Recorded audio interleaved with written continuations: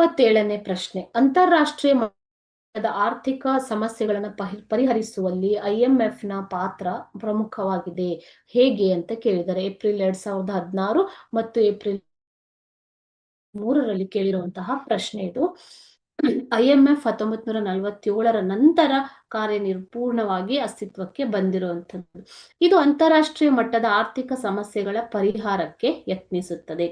ವಿಶ್ವ ವಾಣಿಜ್ಯ ವ್ಯವಹಾರಗಳ ಬೆಳವಣಿಗೆಗೆ, ಆರ್ಥಿಕ ಸ್ಥಿರತೆಗೆ ಹಾಗೂ ಉತ್ತಮ ವಿದೇಶಿ ವಿನಿಮಯ ಪಾವತಿ ಸಮತೋಲನವನ್ನು ಕಾಯ್ದುಕೊಳ್ಳಲು ಇದು ಸಹಕರಿಸುತ್ತದೆ.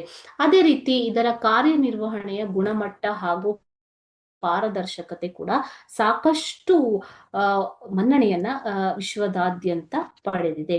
ವಿವಿಧ ರಾಷ್ಟ್ರಗಳ ಕೇಂದ್ರ ಬ್ಯಾಂಕ್ಗಳಿಗೆ